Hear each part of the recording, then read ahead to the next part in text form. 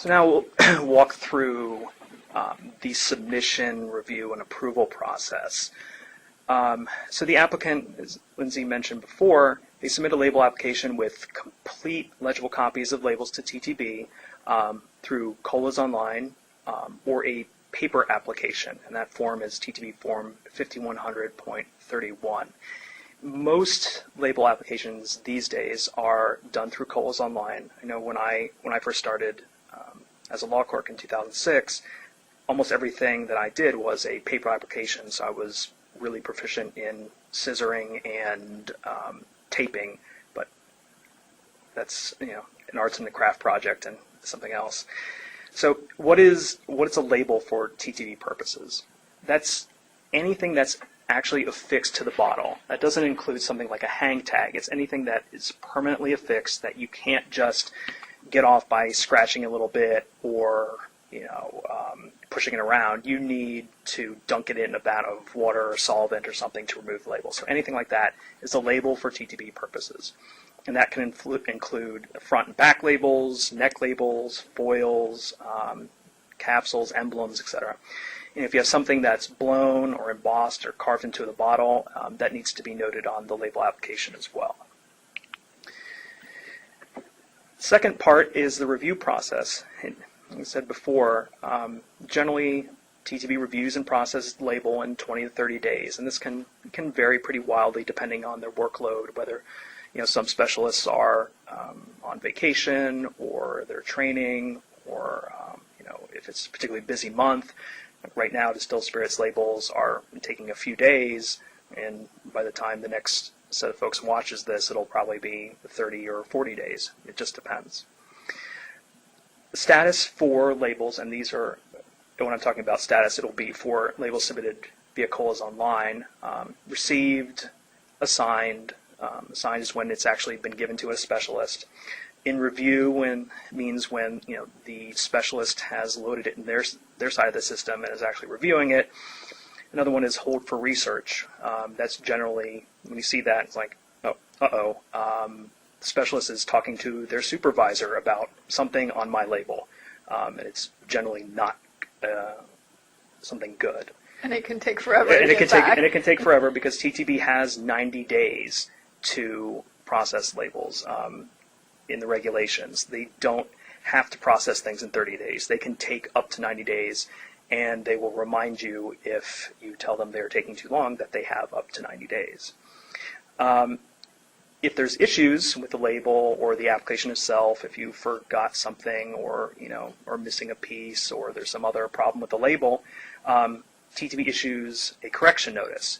The applicant has 30 days to respond to that, or the label application is rejected. It means you have to start over, basically. You can either revise the application or the label, or you can argue it. Like Lindsey said before, that's where we come in a lot as lawyers, where we would advocate for a client, if they want to say something that they think is, to their benefit, and TTB says no, we can go argue it and try to apply the law and try to get what our client wants.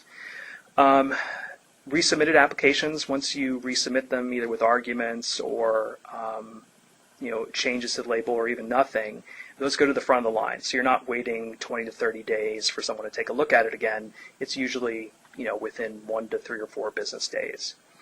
TTB can and will reject label applications if you're repeatedly turning it in without the corrections they request. So if you just resubmit it each time when they say add the alcohol content, third time you do it, they're probably just going to say rejected, start over. And really in the review process, what TTB is looking for, they're looking for the mandatory information, things like brand name, alcohol content, appellation of origin if it's a wine, other information. They're going to make sure it's accurate, that it's legible. They're also looking to see if there's graphics or images on there that they're appropriate and allowed. Like using the American flag or other flags of state governments or foreign governments isn't permitted But, if you distort the flag enough, like the Budweiser can, or, just use the stars, or you just use the stripes, if it doesn't actually look like a rectangular flag, then it's okay. So that's all at the specialist's discretion.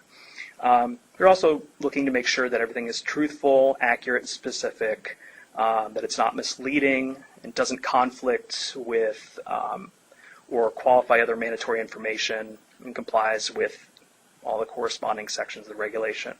And we say, truthful and not misleading, they are the standard that we've explained to some clients. I'll give the less controversial one is, think about your grandmother or grandfather or someone that's 90 years old. If they have the product and they're looking at it, would they be confused as to what it is, whether it's a vodka or wine or gin? If they would be confused, then that's more or less the standard TTB is looking for. They're trying to protect all consumers, not just the ones that are, craft beer fans or really into bourbon. The third step is approval, hopefully. Once the labels are approved, they don't expire unless the label application and the approval says that they expire. That's not very common. Usually it's in situations where a company is asking to use up a certain quantity of labels that were printed in incorrectly. The applicant gets access to the approval immediately through COLA's online. But all approvals appear in TTB's public COLA registry in approximately 48 hours. So anybody can go take a look. It's public record. You can't hide it. There are companies that get annoyed that bloggers will troll the database and look for new products before they're ready to release them, but there's nothing you can do, and TTB doesn't hide them. And they can also be discovered through FOIA requests, but really the public COLA registry is the best place to find it.